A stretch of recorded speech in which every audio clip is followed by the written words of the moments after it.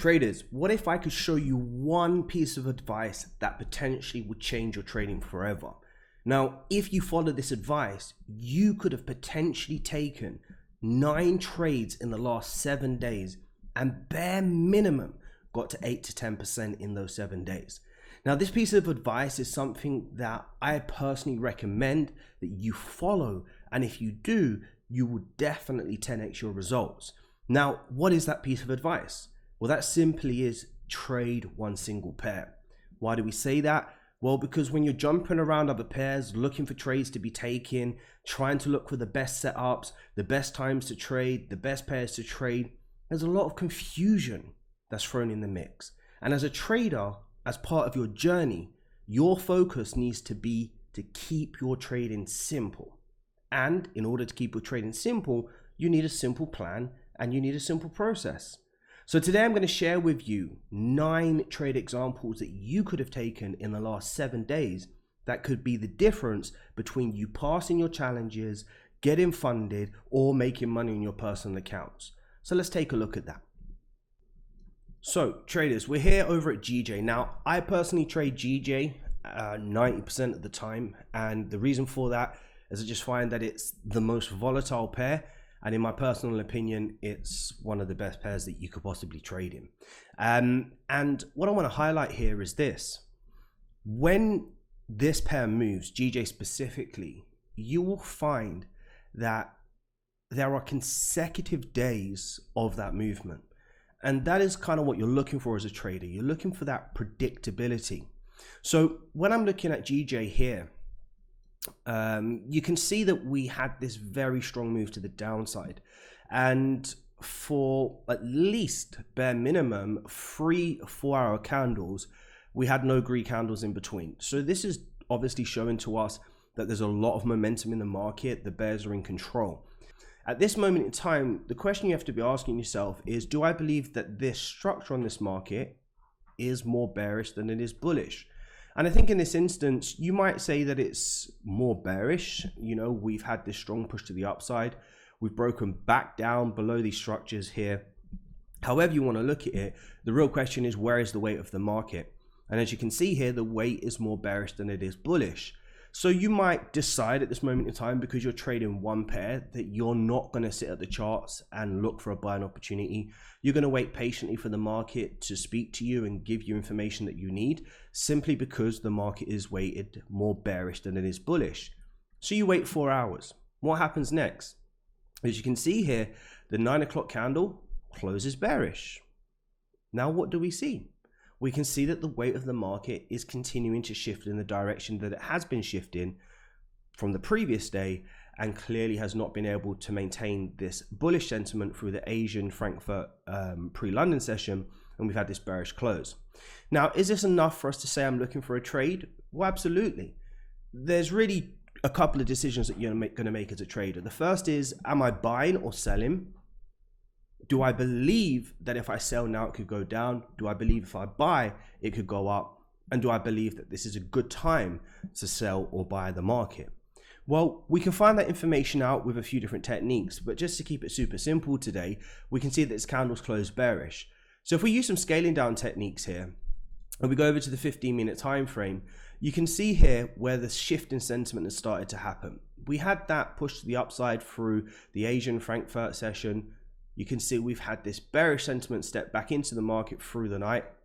Again, we had that attempt to push to the upside, a failure to push to the upside, and now here we're looking at the candle that closes at, I believe, 9 o'clock. Okay, so the 9 o'clock candle. Now what happens? Well, you can see price creates a high in the 15-minute time frame. Now, this doesn't necessarily mean it's structure. Some of you might pull it back to the left and say, oh, look, it's resisting at this level. Personally, I'm focused on current price action. And as you can see here, we create a high. Now, once we create a high, what we're looking for here is one or two things. We're looking for the shift in the market sentiment for to see the price go down. All we're looking for here, guys, is a bearish sentiment. Or we're looking for price to come back into that structure to highlight that price is clearly failing to break above. So as you can see, I have a circle here. Price pushes into this structure, is failing to break above. We attempt to push into the structure again. we're clearly failing to break above. Again, we try and push into the structure, clearly failing to break above. And then what do we have? We have that shift in momentum again. Once you get that shift in momentum, guys, that's your signal. Get into the damn trade. We have a strong bearish candle close. Place our stop loss above the highs. Doesn't matter about the pips, guys. You're out here to try and make money. You're not trying to get the perfect entries. And here you go. A beautiful trade idea that you could have taken. Okay. Now, where did this all derive from? Well, if we go back to the 4H time frame, you can clearly see here the information that we're looking at. Price was pushing bearish, extremely strong the previous day. Through the Asian Frankfurt session, it attempted to push bullish. We're not convinced it's going to continue bullish, so we wait patiently for a signal. We wait 4 more hours. We get a bearish candle close. We see price pulls back into the key level to create a top wick into the level that's now been created with these wick rejections. We see a sign, a signal, an entry opportunity with a strong bearish candle close, and we enter the trade. That simple. So that's trade number 1. Let's look at trade number 2. So trader number 2. As you can see here, we have this strong bearish candle close. Now, think about this. You're in this trade from 9. You're in this trade till 1. You're in this trade till 5. You're in this trade till 9. So you're probably holding this trade for a good few hours. And now we're coming into the late afternoon New York close, Asian session, and now you arrive back at the markets for the pre-London Open. So that's what we're going to look at. We look at the 4H time frame again and we ask ourselves, where's the market going? Where's the weight of the market? Well, clearly we can see that it's bearish. So what do? We scale down again. Now we're going down to our 15-minute time frame, and the structure that we're looking at here is from when we wake up and we come to the charts during high volume periods. So we're looking, now it's 5 o'clock, 6 o'clock, and now guess what? We're a couple of hours away from London Open. We're getting into a high volume period, and what happens? Price creates structure, as you can clearly see here. Again, we're waiting for price to leave in this instance. It comes back. It respects the structure that is created. The weight of the market is clearly bearish with these higher low, lower highs. And the simple question is, guys, which direction do I believe the market's going to go? And if you had a gun to your head, I'm not sure if I'm allowed to say that on YouTube, but if you did, then guess what? What direction would you choose? And the answer is clearly bearish. So now what are we looking for? Well, whatever your signals are. But let's just say we take the break of this low. Stop loss above the last high. And here's another opportunity. Same simple process. We're not changing anything. And this is not so much about a strategy. So I don't want you to go away and say, oh, double top, double top. Not at all. I want you to say to yourself, where's the weight of the market? Where do I next expect the market to go? Which is the directional bias of the market? You know, whatever those questions may be. Look, guys, look at the market. It is just saying sells, sells, sells. So what you've got to be doing is you've got to just be hitting those sells whenever you got the opportunity to take those sells. Granted, you're not going to win every trade. You might break even some. You might take partials. You might take one-to-ones. You might get stopped out. But what to do? Your edge in the market is your risk to reward. So looking at this, just ask yourself, how many opportunities could you have taken during this phase? Because most of us are sitting here, or most traders, not me personally, but most traders are sitting here thinking, when's the reversal going to happen? When I'm going to be able to grab that liquidity? When I'm going to be able to see the market shift? It's in the consolidation. Let me take the buys from the bottom. Whatever it may be. The weight of the market is down. Keep selling until the market tells you otherwise, right? So that's trade number 2. Here's trade number 3. Now look what happens. This is 9 o'clock in the morning. Here we have a shift, 1 o'clock the next day. Now the question is, do we buy after this candle close? Well, no, not really, because the weight of the market is still bearish. We want to see a depletion in that bearish sentiment. Just like we're not going to buy here after that bearish sentiment, we are not going to buy here after this bearish sentiment. But what continues to happen? Well, you can see here, look, 5 o'clock into New York close, 10 o'clock into the Asian session, 2 o'clock into London Open, and what can we see? The candles are closing green.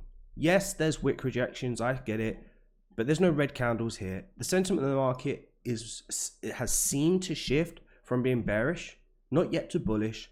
And we can see here that the market is clearly resisting that sell. So what can we do? Well, we can scale down. Now, we may not be right, but the point here is this: we're not trying to be right every single time. We're trying to identify potential trading opportunities, okay? So you come to the markets, as you can see here, at, I believe the candles have changed now by this time to 6 o'clock. Yes, sir. So you come to the markets, it's time to trade Frankfurt pre-London, and you look at the charts. You have your sentiment. You may not be convinced yet, but you have your sentiment. So let's take a look at this. We're on the 15-minute time frame right now. You can see here that price is still holding some of these levels. You might be saying to yourself, okay, I'm not convinced until price, let's say, breaks above these highs.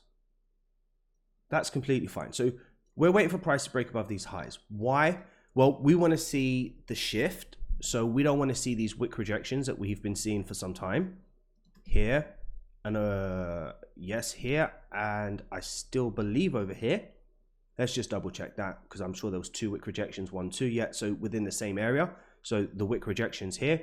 I want to see price break above a high to show me that the sentiment has now definitely shifted from that bearish to that bullish sentiment. Now let me show you the beauty in this. I'm going to put a line here. Okay. How can we do this so that we can make this more vivid? I'm going to put this line here, and I'm going to change the color of this. And we're going to go back to the 4H time frame, okay, just so that you understand this. The sentiment has changed, okay? Now, if you see here, this black line means what? It means that, sorry, not the black line, this line here means that the sentiment has changed. The 4H candle is currently bullish, meaning that the sentiment has changed. If I go back to my 15-minute time frame, what else has happened? Price is broken above the high, closed above, so now we can call this a breakout. And then what happens next? We have a retest. Where do we find this retest? Well, if we mark it, we can scale down to our 5-minute. Is this clear enough? Maybe not. We can scale down to our 1-minute. And what do we see? We see a structural change. We see confluences to confirm that the sentiment is bullish. We have higher highs, higher lows. We have the break of the high. We have the close above. We have price come back into that key level, which is this information here, and we have a nice shift. How can we take this trade? Well, we can just simply look for the break of the high with a stop loss below, and then go for our targets. And here's another trade you could have taken simply by identifying the shift in the market sentiment, identifying the behavior, and trading one pair. It's that simple. Let's move on to our 4th example. Number 4. So this is the 6 o'clock candle close. Now let's take a look at the 10. Let's go down to the 5-minute time frame now. What do we see here? Well, we can still see, let's remove some of these lines now. And just for the record, I don't trade with this many lines and I do not use this many levels, but this is for illustrative purposes. So obviously I'm going to have to do my best to show you what is happening. Okay. So we're looking for the 10 o'clock close. We can clearly see the sentiments change. We had the bears try to come in for a moment. They failed miserably. Price continued to push up. And what do we have here? We have the 10 o'clock candle open, which is this information. Price maintains that higher low. We have a strong push to the upside, and then we have a break close above this area here. So whether you enter on the breakout or you enter on the breakout close, here is another trade opportunity for you guys. It's that simple. And what are we doing? We're just simply trading with the direction of the market by making a simple decision. Is it bullish or is it bearish at this moment in time? Until we're proven wrong, it doesn't matter what the pattern looks like. It doesn't matter where it's retesting. If the behavior and the sentiment is shifting and showing to you that it's going up, just get into the damn trade, because your edge is not your strategy. Your edge is a tool. Sorry, your strategy is a tool. Your edge is your risk to reward, and your ability to follow through with the same process over and over and over and over again. My 3 simple rules, actually we'll save that for another video. Anyway, so that's another trade idea. Let's look at trade number 5. What do we see here? Well, we was able to trade the 6 o'clock candle, the 10 o'clock candle, and we was able to trade the 2 o'clock candle. Now it's 6 o'clock. We're not trading. We're not trading through the Asian session, New York close. We're not trading through the Asian session into the London Open, but we can, in actual fact, trade the 6 o'clock pre-London candle. So if we go down to, let's say, our 15-minute time frame here, what do we see? We'll take a look, guys. We come to the charts. It's 6 o'clock. 6:55 is what I'm looking for. Okay, 6:15. And what do we see here? Price creates a level. The previous candle has created structure. Remember, structure. Respecting that structure, which is this red candle here. And then what do we see? 10 o'clock candle. The momentum is still bullish. That hasn't changed because we're still holding this level. So let me show you. Remember, we're not jumping into the markets just because we see a bearish candle close. This candle has clearly failed to close strong enough bearish, leaving a huge wick rejection. This new 4-hour candle was opened, and what do we see is happening with that new 4H candle? Well, price is clearly failing to break the lows. Huge indecision from the bears, and what do we have? Pin bar, whatever you want to call it, strong bullish candles, and however you take this is up to you, but we have, just say, an entry here. Doesn't matter where the entry is. Stop loss below, and voila, another trade. What are we doing? Following the bullish sentiment, the bullish behavior that has not changed yet, and we are just executing with a simple process. Again, whatever strategy you use, that is down to you. However complicated or however simple it may be, if you just follow this process, it's going to work for you. Trust me.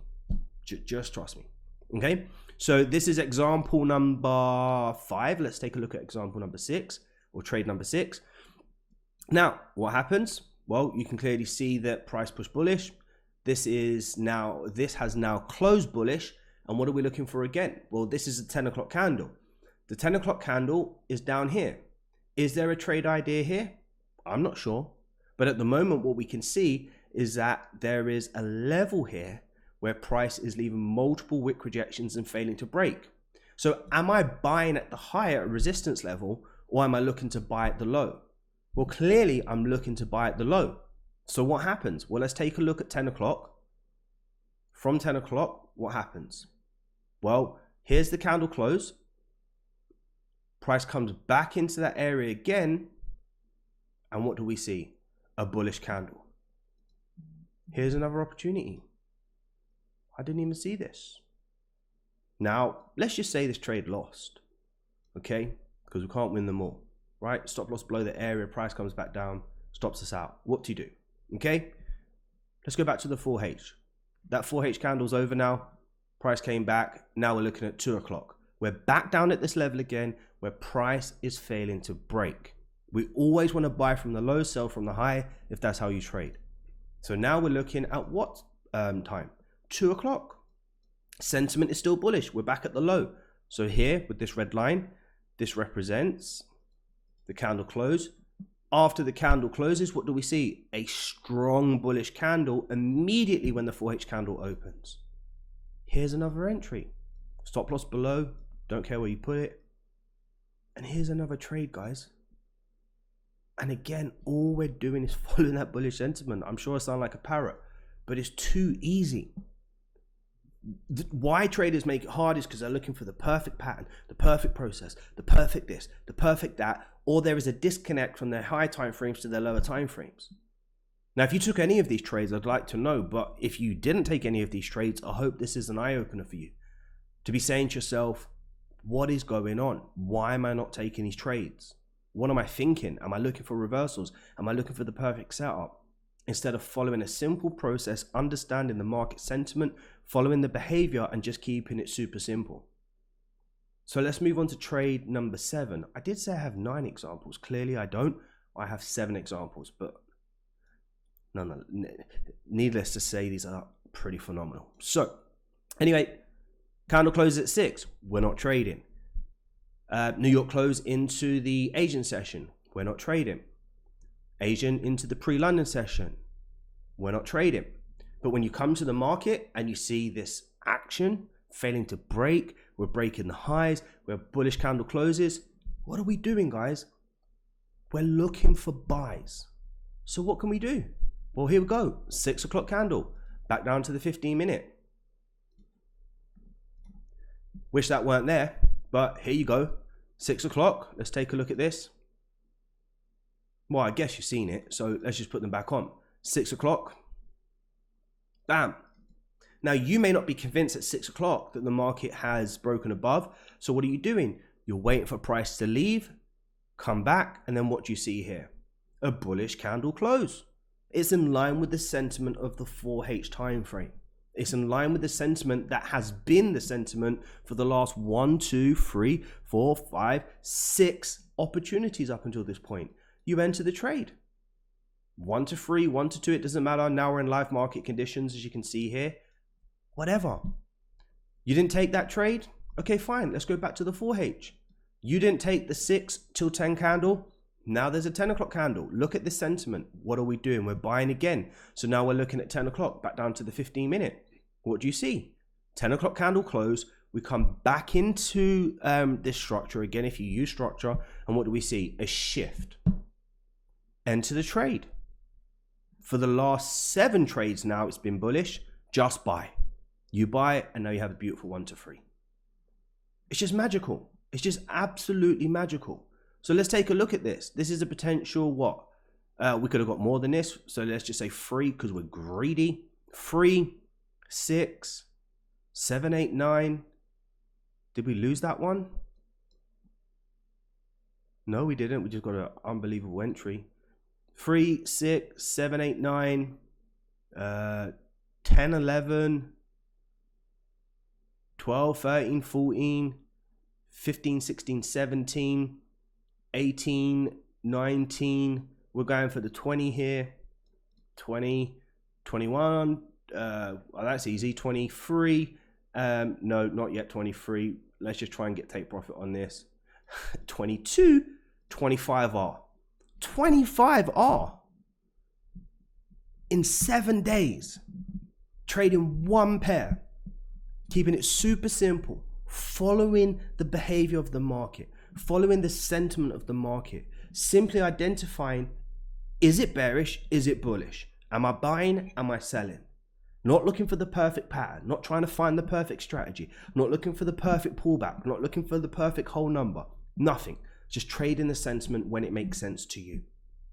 More than likely it's going to be at key levels. More than likely it's going to be at retests. More than likely it's going to be at breakouts. Understand your higher time frame with your lower time frame, connect the dots, and Bob's your uncle. Now, I'm not saying you're not going to lose trades. I'm not saying that there's going to be break evens, but what did we have here? 25R. Let's just say you lost 50 trades, 50% of your trades, and you still made 12.5 R this week. 1 R is representative of 1%. 12.5% this week. How much do you need to pass your challenges? 8 to 10%? How much do you need to pass your verifications? 5%? How much do you want to make on a monthly basis? Would 12.5% do for you? We're trading 1 pair. We're keeping it super simple. And we're just following a very, very simple process of identifying the nature of the market and just trading with it until it tells us different.